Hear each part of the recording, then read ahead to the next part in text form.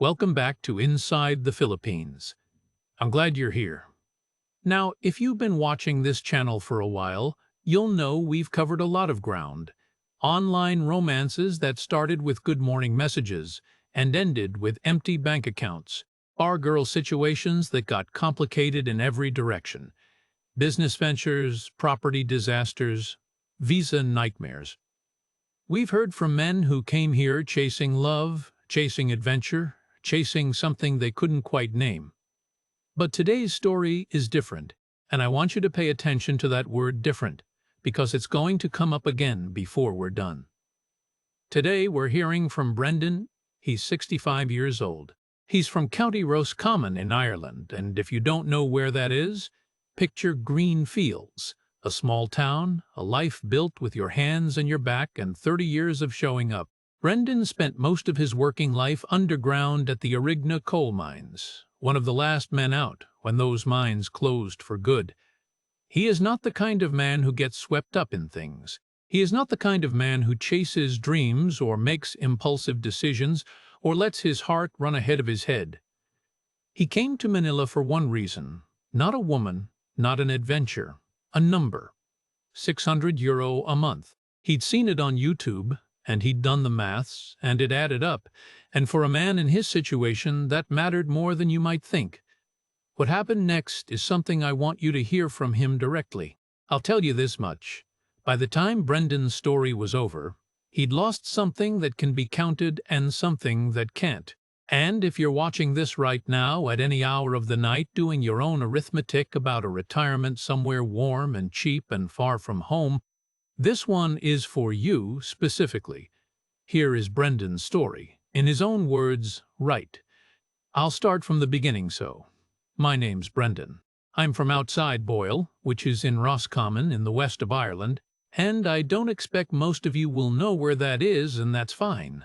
It's a small town. It's the kind of place where everybody knows what you do for work and what your father did before you. And in my case, both answers were the same. The mines. Arigna. That was our mine. The last working coalfield in Ireland, as they used to say, and I was one of the last men out of it when it shut in 1990. 31 years I put in underground. I started at 17, same as my father, same as his father before him. You went underground in the dark, and you came back up in the dark, and in between you worked. That was the shape of it. I'm not complaining. It was good, steady work, and it paid. And I was never a man who needed excitement. I needed purpose, and I had it. When the mines closed, I retrained. Went on to surface maintenance work, which sounds grand, but mostly meant I was useful for fixing things and knowing which end of a spanner to hold. Kept at that until my back made the decision for me, around 2010. Took the pension and went home. Home was a pebbled ash house on the edge of town. 2 bedrooms, a small garden out the back that I kept tidy, a kitchen that always smelled of whatever maid had on the hob. We'd been in that house since 1982. 41 years I was married to that woman. We didn't take foreign holidays, never saw the point, between you and me, and the money always seemed better used elsewhere. We had everything we needed. Friday nights was the Late Late Show, which we'd watch together without much comment, but wouldn't have missed for anything. I won't go on at length about Myred because I'm not sure I'm able to, if I'm honest with you. What I'll say is this. She died in October, 2 years ago now. She'd been fine that morning. I was out in the garden doing the last of the autumn tidying, and when I came in she was gone at the kitchen table. Heart attack, the doctors said. Fast. She wouldn't have felt much. The house went wrong on me after that. I know that sounds like a strange way to put it, but it's the only way I know to say it. It was the same house, same walls, same garden, same smell of the place. But it had gone wrong on me and I couldn't fix it. And I'd spent 31 years underground knowing how to fix things when they went wrong, so that was a new kind of problem. My daughter rang every Sunday. The neighbors were good people, and they were kind to me in the way neighbors are, which is decent of them, but it gets heavy after a while, the kindness. You start to feel like a problem they're trying to manage. I wasn't sleeping well. I wasn't eating badly. I wasn't drinking. I wasn't doing anything wrong as such. I was just sitting in a house that had gone wrong, and I couldn't see how to put it right. There's a credit union account had one for years, both of us. Myrade always called it the something important money. We'd built it up slowly over the years and never touched it. 60,000 euro, sitting there. Every time I ever suggested we use it for something, she'd say, no, that's for something important. I used to ask her what, and she'd say, you'll know it when you see it. She was right about that, as it turned out, though not in the way either of us would have imagined. I found the Philippines at 1 in the morning, in the kitchen. I wasn't sleeping, as I said, and I'd made myself a cup of tea, just the one, which was new. That was new. And I had the laptop out and the YouTube had me on some kind of travel video. And then there was this fella from Drogheda, I still remember it clearly, walking around a place called Intramuros in Manila, talking to camera, saying he was living on 600 euro a month and couldn't believe his luck. I watched that video to the end. Then I watched 4 more. Now, I want to be straight with you about what was going on in my head, because it wasn't romantic. I wasn't sitting there thinking, that looks lovely, a new adventure. I was doing maths. I had my Irish state pension and the small industry pension from the mining together. Those came to about 1,450 euro a month. If this fella from Drogheda was telling even half the truth, I could live on the pensions alone and never touch the credit union money. I could leave the something important money exactly where it was and still be warm and fed and not sitting in a house in Roscommon counting the days until Sunday when my daughter rang. That's what I was thinking at 1 in the morning with the tea going cold. Not adventure. Just arithmetic. And the arithmetic was working. I spent 2 weeks after that watching more videos, reading a few forums online, and making one phone call to a cousin of mine who'd backpacked through Southeast Asia in the 90s and still talked about it like it was the best thing he'd ever done. None of this amounted to what you'd call proper research. I didn't speak to a financial advisor. I didn't look into visa requirements beyond the basics. I booked a return flight return. I want you to note that I was telling myself it was only a ruckus, and I told my daughter I was having a look at somewhere warm. She wasn't happy about it. She said it in the way she has of not quite saying things, asking whether I'd thought it through and whether I knew anyone there and whether I had a plan. I told her it was just a look. I told her I'd be back in 6 weeks. That was 18 months before I'd come home, but that's getting ahead of myself.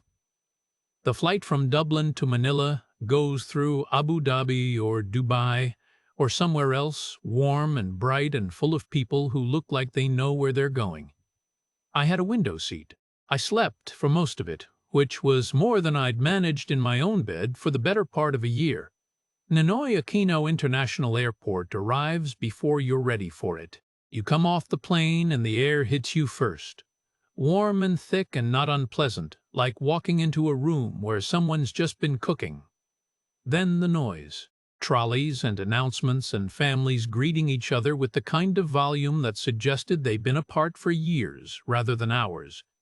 People everywhere, moving in all directions at once, and not one of them seemed bothered by any of it.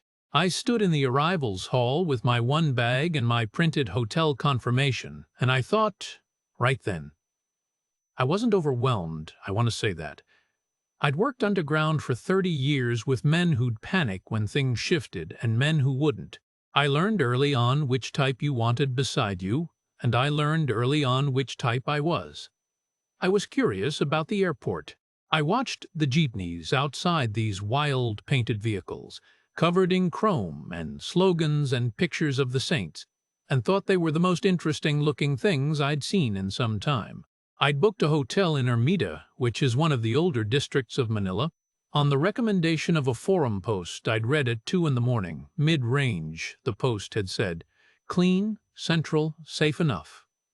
That turned out to be accurate on all 3 counts.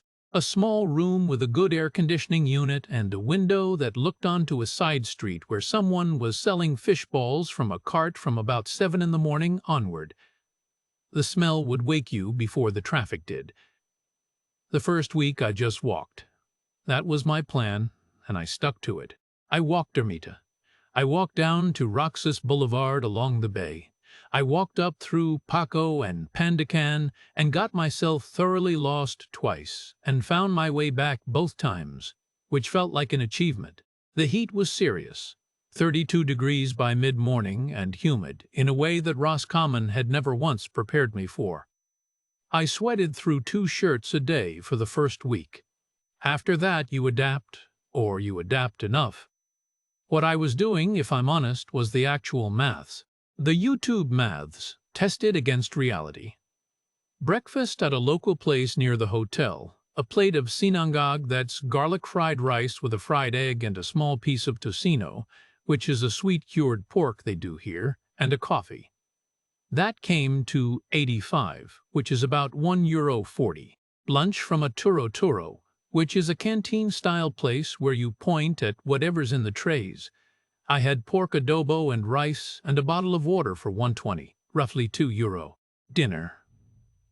I'd sometimes push the boat out, go somewhere with a proper menu, spend 400 or 500, €7 or €8, and feel like I'd been extravagant. The sums were working. That was the thing. Every day I did them, and every day they came up in my favor. In the second week I started looking at apartments. A studio in a decent enough building in Armida or Malate, nothing fancy, clean bathroom, working kitchen, air conditioning was coming in at around 18,000 a month. That's roughly €300. A nice studio, somewhere with a bit of security and a small gym, was in 25,000, about 400. I walked through 3 of them and did the sums again, sitting on the edge of the bed in each one. €1,450 coming in from the pensions. 300 for rent. Call it another 200 for food, and I was being generous with myself. Transport was cheap. A grab ride across town was 150, maybe 200 on a bad day. That's €3. I could live here for under €700 a month and not go without anything I needed. The something important money didn't need to move. I rang my daughter on the Sunday of the second week. She asked how it was. I said warm. She asked what I was doing. I said walking mostly, looking at flats. She went quiet in the way she does, and then she asked if I was serious about this, and I said I thought I might be. She asked me, was I sure I was all right? I told her I was better than I'd been in a while, and that was true, and she didn't push it after that. Looking back now, I think what I felt in those early weeks was something I hadn't expected and couldn't have named at the time. It wasn't happiness, not exactly. It was closer to relief. The particular relief of being somewhere that didn't know you, where nobody was watching you to see if you were managing, where the neighbors didn't lower their voices slightly when you came out to get the post. I was just a man eating rice and pork for €2, and nobody had a prior version of me to compare it to. I signed a 3-month lease on a studio apartment in Armida at the end of week 2. 118,500 a month, about €305. Paid the first month and a deposit in cash, which I'd changed at a proper exchange office rather than the airport kiosks the way the forums had told me to. I moved my bag from the hotel. I bought a rice cooker from a hardware shop down the street for €14 because it seemed the sensible thing to have. I settled into a routine the way I always had. Up at 7, cup of tea. Walked to Paco Park before the heat got serious, which gave me about 90 minutes before it became unpleasant. I'd sit on a bench by the old cemetery there. It's a Spanish-era burial ground, full of these elaborate stone tombs. Very quiet in the mornings and read for a while. Then breakfast somewhere local. Then whatever the day brought, which was mostly more walking, more looking, more getting the feel of a place that was nothing like any place I'd ever been and was, to my mild surprise, not bothering me in the least. That was the shape of things at the 3-week mark. A routine, a flat, a rice cooker, the sums still working, the pension money untouched. And then, on a Tuesday morning in my fourth week, I walked past a small canteen near the park, and something about the smell of it, charcoal and garlic and something frying in oil, reminded me, of all things, of a chip van that used to park outside the Origna Social Club on payday Fridays. I've no idea why. The connection made no sense. But I stopped walking and I went in. The place was about the size of a large kitchen.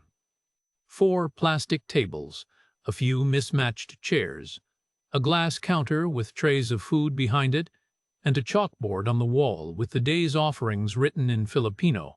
There was a small electric fan in the corner doing its best. A young lad of about 16 was washing dishes at a basin in the back. And behind the counter was Joy.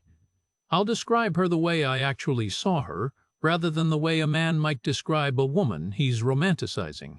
She was in her late 30s, small, dark-haired, wearing a plain blue polo shirt with the canteen's name on it, something I couldn't read. She was tired.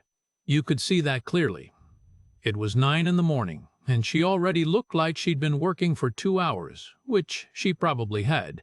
She was ladling rice into a container for a takeaway order, and she was doing it with the efficient movements of someone who has performed the same task 1,000 times and expects to perform it 1,000 more. She looked up when I came in. She didn't smile in the particular bright, practiced way I'd already noticed some Filipinos produce for foreigners.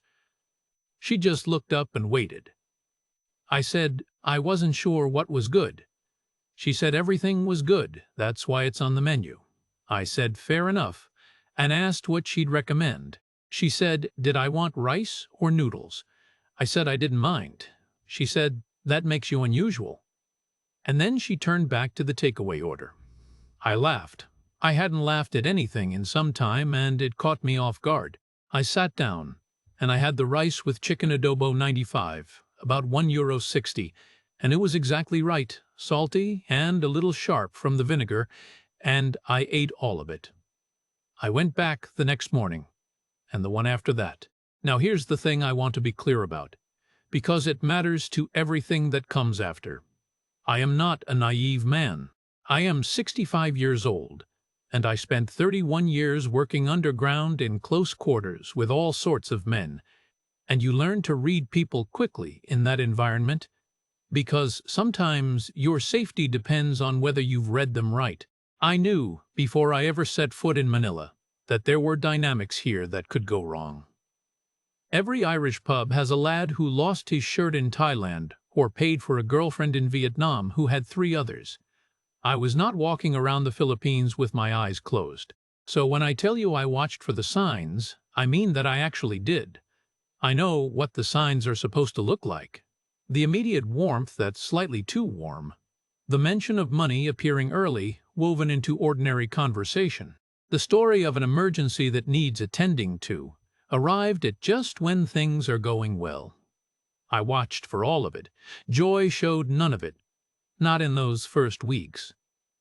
She was not warm with me in any performed way. She was familiar, which is different. The way you get familiar with anyone you see every morning over a counter. She knew I had strong opinions about tea.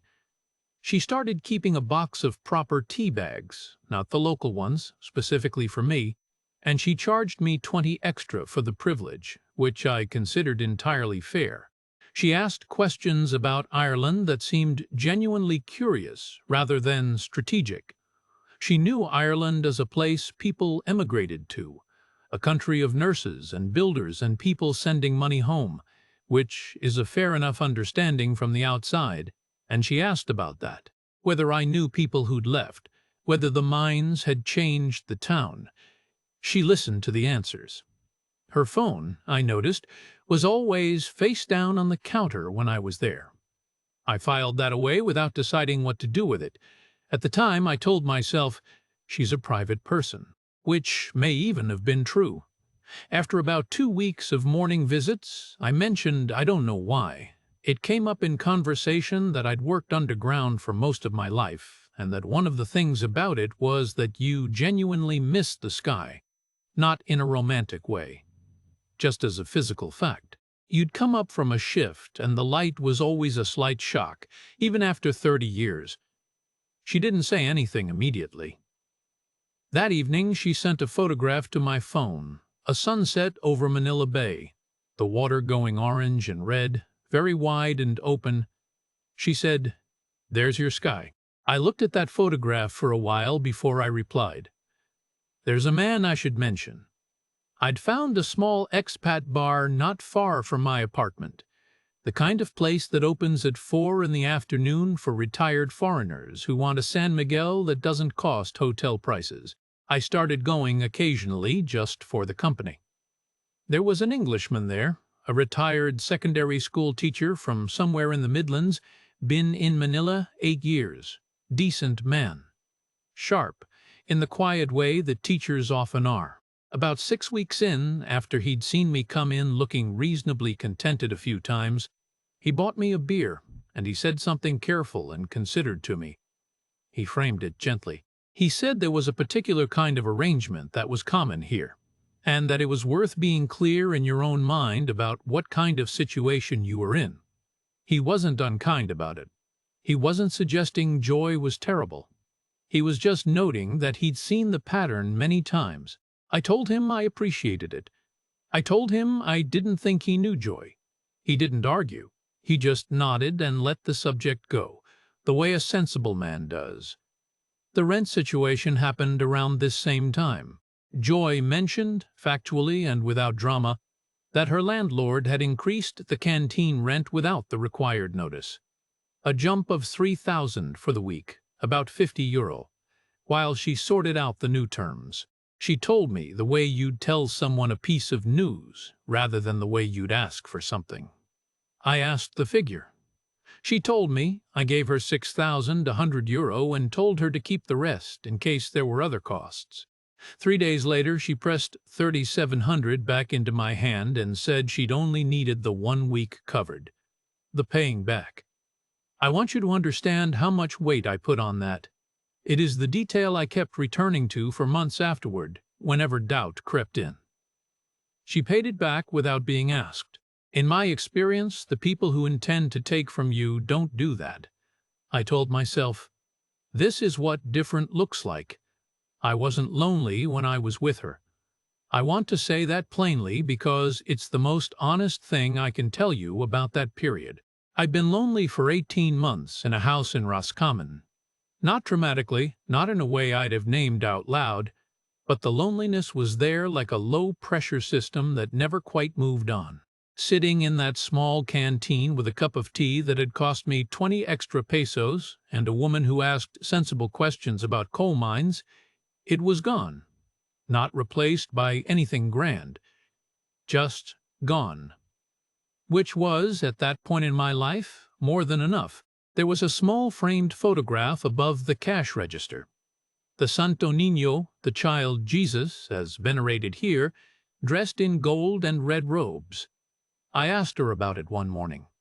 She explained the devotion to it, the feast in January, what it meant to her family growing up in Samar. She wasn't performative about it. She was simply telling me a true thing about herself. I'm Irish. I'm lapsed, have been for 30 years. But I was raised Catholic, and I know what it looks like when someone's faith is genuine, rather than displayed. Hers was genuine. We talked about that for a while. The similarities between Irish Catholicism and Filipino Catholicism, which are more than you'd think, and it was one of the better conversations I'd had in some time.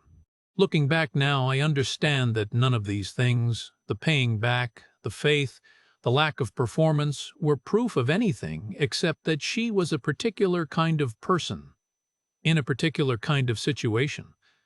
They weren't a guarantee. I made them into one. And that's on me, not her. But I'm getting ahead of myself again. By the 3rd month, there was a shape to things between Joy and me that neither of us had named, but both understood. I came to the canteen most mornings. We texted in the evenings. Nothing elaborate, a few messages back and forth. How was your day? I saw this and thought of Roscommon, that kind of thing. She had started closing the canteen on Sunday afternoons, And we'd walk sometimes, down toward the bay or through Intramuros, the old walled city, where the stone walls are thick enough to swallow sound and it's 10 degrees cooler in the shade. We hadn't talked about what we were. We didn't need to, not yet. She invited me to Samar in the 4th month. Her mother was there, and her 2 children, a girl of 12 and a boy of 9. She hadn't talked about them a great deal, not because she was hiding them, but because she wasn't the type to lead with what she needed you to feel. I knew they existed. I knew she sent money home every month, say 8,000 or 10,000, depending on what she'd managed to save, roughly 130 to 160 euro. That was a significant portion of what the canteen brought in. She mentioned it once, matter-of-factly, the way you'd mention a standing bill. Before we left, I asked the man at the front desk of the building, a Filipino fellow who'd been helpful with various practical questions since I'd moved in, whether there was anything I should know about visiting a Filipino family for the first time. He said to bring pasalubong. I asked what that was. He explained, gifts for coming home. Not optional, not a courtesy. Something you bring because arriving empty-handed tells the family you weren't thinking of them while you were away, and that matters here in a way it doesn't in Ireland. He said it with a slight smile, like a man explaining a rule that seems strange, only until you understand the culture underneath it. So I went to a bakery near the SM Mall on Roxas Boulevard, and I bought a box of proper biscuits, a bar of chocolate, a tin of sweets. Then I thought about the children, and went back and got a small toy car for the boy and a notebook with a nice cover for the girl, because Joy had mentioned once that she liked to draw. Spent about 800 in total, 13 euro. I carried it all in a paper bag on the bus. The journey to Eastern Samar takes most of a day. A long bus ride south out of Manila, then a ferry crossing that takes a couple of hours, then another bus on the other side. I was the only foreigner on any of it. People were curious, but not unkind. A few children stared. An old man on the ferry nodded at me gravely like we shared an understanding. Which perhaps we did.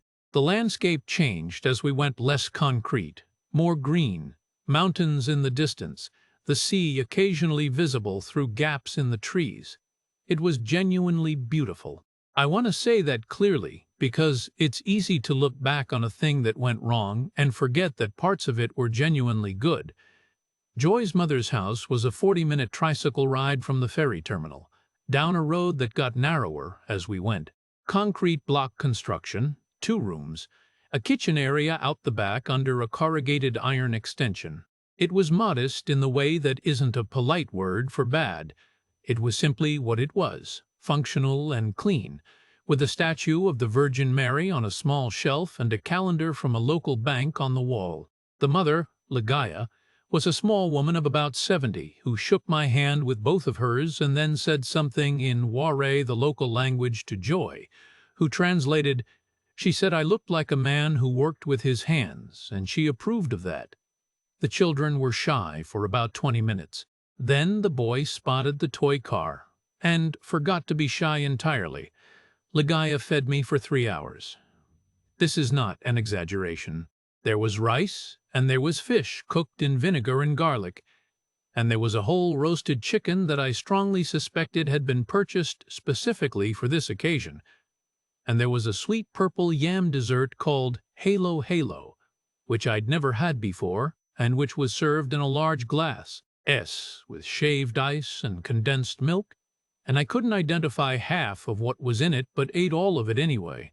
I was treated, unmistakably, like someone who mattered, like someone who had been brought home. I lay awake that first night and listened to rain come through the roof. Not heavily. A soft drip in the back corner of the main room, a discoloration on the ceiling plaster that told a longer story. The tin roof over the kitchen extension had a visible patch job on it, the same patch Joy had mentioned once, in passing, when she'd talked about the wet season and her mother's house. I lay there in the dark, and I did the maths the way I always do. Just the numbers, just the shape of it. In the morning I asked Joy, quietly while her mother was in the kitchen, whether she had a builder she trusted locally. She looked at me for a moment. She said, "Why?" I told her the roof needed looking at. She said she knew that she'd been setting aside what she could. I asked her to get a quote. The local builder came around that afternoon. Joy translated. The figure for materials and labor, a proper job, not another patch, was 75,000, about 1,200 euro. I paid the deposit before we got back on the bus. Joy didn't thank me effusively. She said, "You didn't have to do that." I said, "I know." She said, "You're a good man, Brendan." I believed her. I still believe she meant it. Back in Manila, things continued in the way they'd been going, except that now I was part of something that had a shape and a weight and specific costs. The school fees for Joy's youngest came up about 3 weeks after we returned, 8,000 for the semester, roughly 130 euro. It wasn't a request so much as a fact she mentioned, and I said I'd help, and she accepted without fuss. A month after that, the mother's blood pressure medication, she was on a maintenance prescription for hypertension, and the local pharmacy had raised prices, 2,800 a month, about 45 euro. Then Joy's older brother, who'd been doing construction work in a nearby town, lost the job when the project stalled. A one-off contribution to help with his rent while he looked for something else, 14,000, about 220 euro. None of these requests arrived in a rush. They were spaced out. Each one came with a story that was specific enough to feel true, and I believe they were true. I want to be clear about that. I don't think Joy was inventing emergencies. I think she was living a life in which emergencies were regular, because that's the life she had. The average monthly wage for someone doing what she was doing in Manila is around 18,000 to 20,300 euro at the high end. Her mother's medication alone was 15% of that. The brother's rent was nearly a month's earnings. These were real problems with real figures attached. The question I should have been asking myself wasn't whether the problems were real. It was whether I was the correct solution to all of them, indefinitely, in perpetuity. I didn't ask that question, not yet. The English teacher took me aside again at the bar. About a month after the Samar trip, he'd heard me mention the roof contribution in passing. I hadn't been secretive about it. I hadn't thought there was anything to be secretive about. He was measured about it. He said he wasn't judging me, and he wasn't saying anything about Joy specifically. He said only, once the pattern is established, it continues. He said he'd watched it happen to 6 men in 8 years. All of them decent, none of them stupid. I told him again that I didn't think he knew Joy. I knew the shape of it, I'll admit that to you now. I'm not going to sit here and tell you I was oblivious. I could feel the structure of what was forming around me. But knowing the shape of something and being willing to name it out loud are different things, and naming it would have meant deciding what to do about it, and I wasn't ready for that. I had something in Manila that I didn't have in Boyle. I wasn't going to examine it too closely.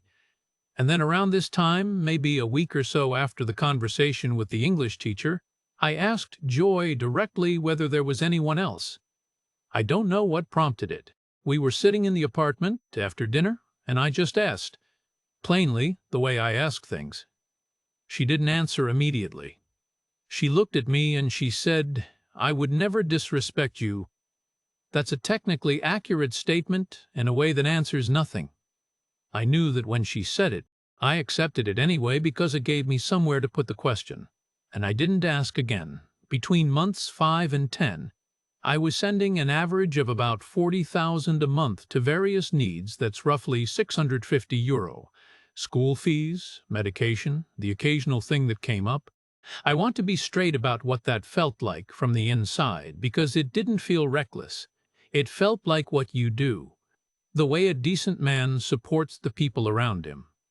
Joy wasn't asking me for a monthly allowance, nothing so formal as that.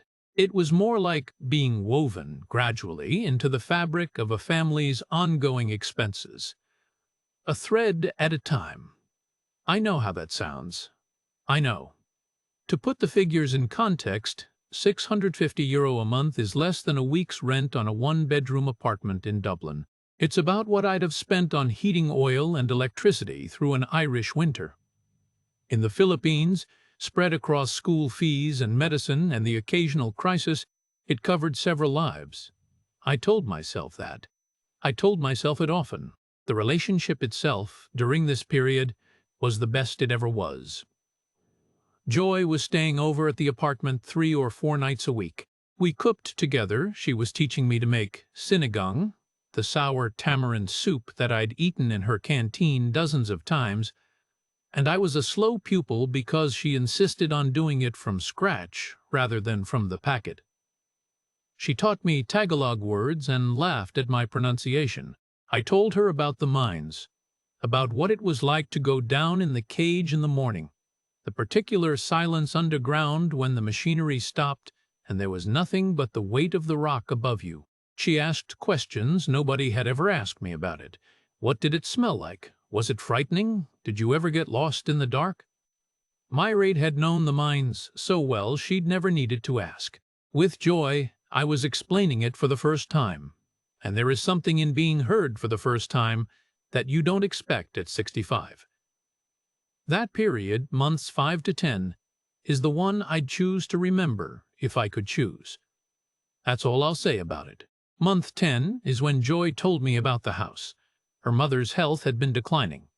Ligaya had been in and out of the local health center in Samar. Her blood pressure was poorly controlled.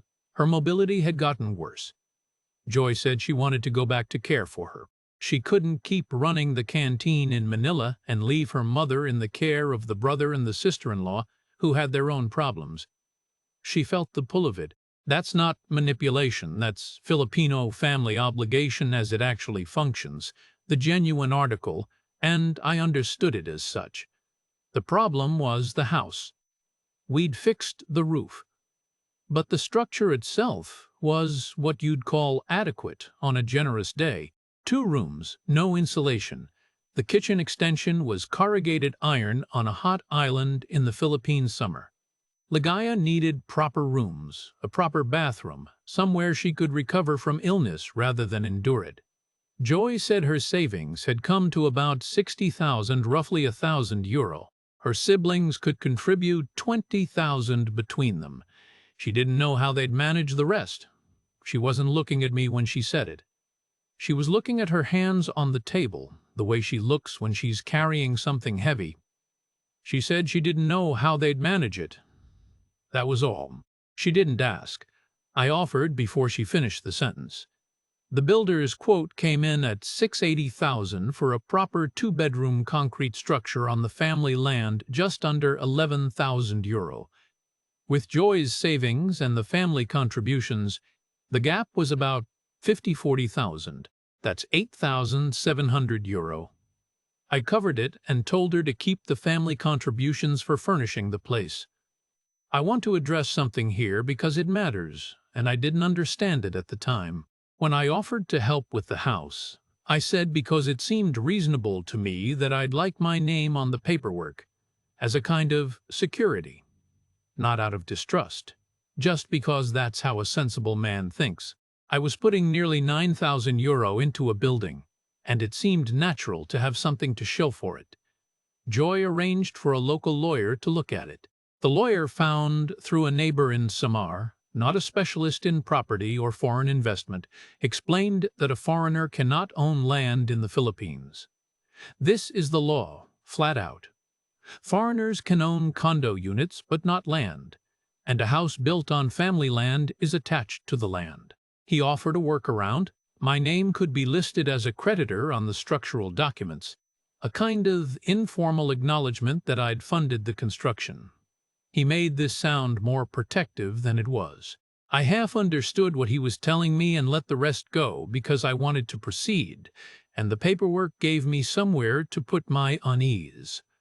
I transferred the money from the credit union account at the end of month 10. I sat in a Western Union office near my apartment and I sent it in 2 tranches. The first time I'd touched the something important money. I remember thinking, and I know how this will sound, My raid would have approved of this. She was always more generous than me, always quicker to help when someone needed it. I remember sitting in that Western Union office thinking she'd have said it was exactly the right thing to do. I needed to believe that. I can see that now. I needed her to be somewhere in this, approving it. It made the whole thing feel less like what it was starting to feel like. The construction took 3 months. Joy went to Samar to oversee it and came back to Manila on weekends. She sent photographs every few days, the concrete footings going in, then the walls rising, then the roof going on, a proper roof this time.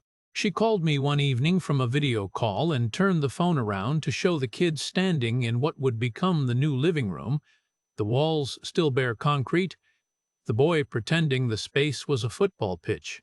I watched that on my phone screen in Ermita and felt something I hadn't felt since the mines. Useful. Like I'd made something that would stand.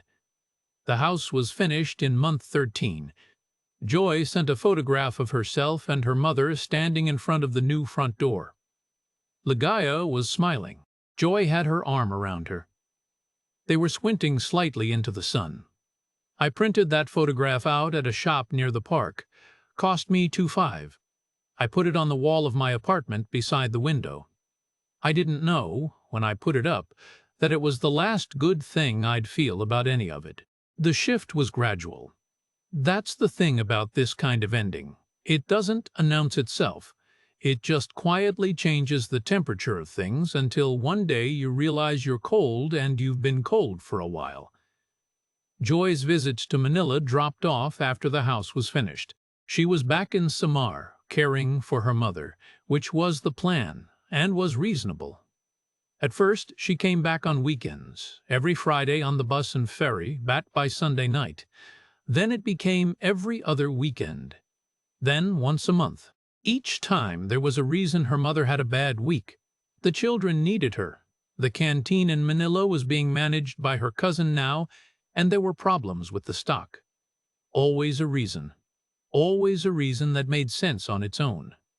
The texts got shorter. When I called in the evenings, she sounded tired, not distant tired. There's a difference, and I told myself I knew the difference. I made the first trip to Samar about 6 weeks after the house was finished. I want to describe this carefully, because what I found there wasn't bad. That's not the story. I made the bus journey and the ferry crossing and the tricycle ride down the narrowing road, and when I arrived at the new house, the house I had paid for, with its proper concrete walls and its new roof and its 2 proper bedrooms, I was welcomed warmly. The mother held both my hands and thanked me in Wari. The children had grown. Dinner was pork adobo and pancit and enough rice to feed a small townland, and everybody was kind to me. Everything was correct. That's the word I keep coming back to. Everything was correct. I sat on the new porch that evening, good solid concrete, nothing like the old extension, and drank a San Miguel and watched the light go off the hills across the water. And I tried to find the feeling I'd had during the construction months, the feeling of being useful, of having made something. It wasn't there. In its place was something I couldn't name immediately. I came back to Manila the next day, and I sat with it for a week before I understood what it was. I had been received as a visitor, a distinguished visitor, a welcome one, a generous one, but a visitor. I made the second trip a month later. Same warmth, same food, same consideration. This time there was a cousin visiting from the next town, and a neighbor who appeared for dinner. And there was a quality to the occasion that felt slightly constructed, not falsely. Nobody was performing anything obvious, but there was a small celebration feel to it that I began to understand was partly about me. I was the Kano who had built the house. That's a real thing in a provincial community, a foreign benefactor who has done something visible and good. People were glad to see me. They were genuinely glad. They were glad the way a community is glad about a man who has done something generous for them, not the way a woman is glad to see the man she has chosen. I came back to Manila and I did what I always do when something is wrong, and I know it's wrong, and I haven't yet decided what to do about it. I sat with it. I let it settle. I walked to Paco Park in the mornings and sat by the old tombs and let the thing take its proper shape. And then Joy came to Manila for a weekend visit, and I made tea 2 cups, the way I always do, the way I've always done. And I waited until we were sitting down, and I asked her. I didn't dress it up. I'm a minor. We don't dress things up. I said, I'm the money. Aren't I? Not as an accusation, not with anger. The way you state a thing that you finally understand to be true and want confirmed so you can act on it. She didn't answer immediately. She looked at me across the table, and then she looked down, and she started to cry. Not theatrical crying, just quiet, the way tired people cry. She said she did care for me. She said that clearly, and I believe it was true. She said the family had needed help, and I had given it freely. She said, and I want to be exact here because she wasn't wrong. She said, you always knew what you were doing. You're not a foolish man. She wasn't wrong about that either. She didn't deny the premise. She didn't tell me I was mistaken. She let the question stand between us, and she cried and she said she cared for me. And those two things can both be true simultaneously, and that's the most complicated part of all of it. I didn't rage. I want to be clear about that. I didn't shout. I didn't throw anything. I didn't call her names. I'd had 30 years underground knowing that when something gave way, you had about 4 seconds to decide whether you were going to panic or think. Panic got men killed. I'd had 30 years of practice not panicking. We sat there for a while. Then she left. We didn't have a formal ending. It just stopped having a future. I spent the following week doing the final accounting. I'm a thorough man and I do this kind of thing properly. The rent crisis in month 1 6,000, about €100, minus the 3,700 paid back, net cost roughly €40. The Samar roof, 75,000, €1,200. School fees, medication, the brother's rent, various other contributions across months 3 to 10, approximately due 40,000 in total, about €3,900. The house, 40,000 from my funds, roughly €8,700. Sundry other contributions I hadn't been keeping close count of, perhaps another €500 or €600 across the whole period. Total to Joy's family, somewhere between 17 and 18,000 euro. My own living costs across 18 months in Manila, rent at 1,500 a month. Food, transport, the occasional trip came to roughly 13,000 euro. From the 60,000 in the credit union, 31,000 gone in total. 29,000 remaining on paper. But the 11,000 for the house had come from there specifically, which meant the something important money now stood at 49,000, minus the balance of what I'd spent on myself. Net remaining, approximately 38,000 euro. The house in Samar exists. It has proper walls and a proper roof, and a bathroom with running water. My name is on a piece of paper as a creditor that a specialist expat legal service, one I found online after the fact, too late for it to matter, told me had no practical enforceability whatsoever under Philippine property law. A foreigner cannot own land in the Philippines. The house is on family land. What I built is, in every legal sense, a gift. I didn't pursue it. I want to say that clearly. I could have made noise about it. I chose not to. The family needed a house. The house exists. I was a man who could afford to build it, and I did. And the law is what the law is. What I lost that isn't in any of those numbers is harder to put a figure on. I lost the 18 months I'd spent believing I'd found something I recognized from before, something that felt like a life rather than the outline of one. That's the number I don't say out loud. I'm not in Manila anymore. I moved to a smaller city in the Visayas about 6 months ago. I won't say which one, not for any dramatic reason, Just that I like the quiet, and I'd rather not have it disturbed. It's a university town, which means there are young people around, which means there are decent coffee shops and a good library, and the streets have a bit of life to them without having the particular exhausting chaos of Manila. My apartment is 17,000 a month, about €280. I eat well. I walk every morning. I read in the afternoons.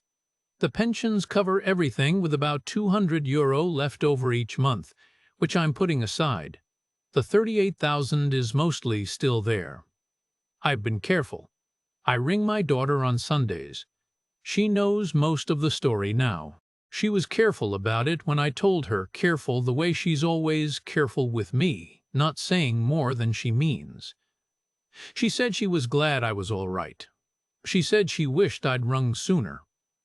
I told her I'd needed to understand it properly first, and she accepted that because she knows her father. I want to tell you 3 things. Not because I think I'm wise. I'm a 65-year-old Roscommon man who got taken in a way he half saw coming and let happen anyway. But because these are the things I know now that I didn't know when I was watching YouTube at 1 in the morning. The first thing, the cost of living figures are real. I want to be clear about that. You can live well here on the pension money. The food is good and cheap, the weather is warm, the people are kind, and your money goes a long way. That part of what they tell you on YouTube is accurate. If all you want is an affordable place to be alive in reasonable comfort, the Philippines delivers on what it promises. But a lifestyle is not a life. That's the thing the videos don't tell you. A life has weight. It has history in the walls. It has people who knew you before and will know you after. It has belonging that wasn't purchased. You can buy the economics of a life here, the rent, the food, the warm evenings, but the belonging costs something different, and the exchange rate isn't posted anywhere. When you arrive as a foreigner with a pension that's 4 times the local average wage, you don't arrive as a person. You arrive as a category. The generous Kano, the benefactor. That category can be treated with great warmth and great respect. It is not the same thing as being chosen. The second thing, being a decent man, doesn't protect you. I thought it did. I thought that because I wasn't reckless, because I was watching for the warning signs, because I came here for sensible reasons rather than desperate ones, I was somehow insulated from the outcomes that happen to other men. I was wrong about that. Being decent might actually make you a more natural fit for this kind of situation, not a less natural one. Because a decent man helps when help is needed and doesn't ask too many questions when the answers would be uncomfortable. Joy didn't exploit a foolish man. She found a good one, and good men are easier to work with in certain ways. That's not bitterness. That's just an accurate assessment of the mechanism. The third thing, know what you're actually purchasing. This is the one I'd put on a sign outside every airport in Southeast Asia if I could. Before you transfer the money, any money, the first small amount as much as the last large one, ask yourself what you're actually buying with it. Not what you're telling yourself you're buying. What you're actually purchasing. If the honest answer is, I am purchasing the continuation of something that makes me feel less alone, and I understand that this is a transaction and not a relationship, then fine. Proceed with open eyes. But if you can't answer that question clearly, if you're still telling yourself it's different, if you're still pointing to the paying back and the face-down phone and the Santo Niño as evidence of something they can't prove, then you are not ready to be here. And the Philippines will teach you the tea lesson at a cost you didn't budget for. I don't regret leaving Boyle. The house there is rented to a young couple now, a teacher and her husband, and I'm glad it has people in it who are using it properly. I couldn't have gone on sitting in it the way it was. I don't regret Joy either. I want to say that directly because I think it matters. She was a real person, and she was kind to me in ways that were genuine, and the time I spent with her was the best time I'd had in a long while. She was also doing what her circumstances and her culture required of her. And I was a man who arrived with the capacity to help, and those two facts existed alongside each other. That's not a simple story, and I'm not going to simplify it to make myself feel better or worse about what happened. What I regret is the 11,000 euro, and I regret letting the shape of something convince me it was the substance of it. In the mines, you always knew the shift would end. That was the one certainty underground, whatever was happening, however long the day was going. You knew there was a time when the cage would come back down and take you up. You'd walk out into the light, and whatever the weather was doing, it was daylight, and you were above ground, and the shift was done. I'm above ground now. That's the correct way to think about where I am. I still make 2 cups of tea in the morning. I'm working on that. I expect I'll get there eventually. That's Brendan's story, and I want to sit with it for a moment before we sign off, because it deserves that. This wasn't a scam in the way we usually talk about scams on Inside the Philippines. There was no fake profile, no invented emergency, no woman who turned out not to exist. Joy was real. The family was real. The roof that needed fixing was real. The medication was real. The house is standing in Samar right now with Ligaya living in it. None of that was invented. What this story is something harder to name and harder to protect against. It's about what happens when a lonely man with resources arrives in a place where resources mean something different than they do at home. It's about utang na loob, that deep cultural current of obligation and reciprocity that runs through Filipino family life, meeting a widower from Roscommon who had money he'd never spent and a house that had gone wrong on him. Neither party was villainous. Both parties were operating according to their own entirely coherent logic. The collision was the problem. Brendan himself doesn't call it a scam. He calls it a misunderstanding about what he was purchasing. And I think that's actually the more useful frame for anyone watching this who's thinking about making a similar move. So here's the question I'd leave you with. If you're watching this at any hour of the night with a YouTube tab open and a spreadsheet with monthly costs on it, not, can I afford to live there? That question has an easy answer, and the answer is probably yes. The question is, what am I actually going there for? What does belonging cost, and am I prepared to pay that price honestly, with my eyes open, knowing what the exchange is? If you can answer that clearly, then maybe you're ready. That's all from Inside the Philippines for today. If this story stayed with you, hit like and subscribe. It genuinely helps us keep making these. If you've got a story of your own, there's a link in the description. And as always, look after yourselves out there. We'll see you in the next one.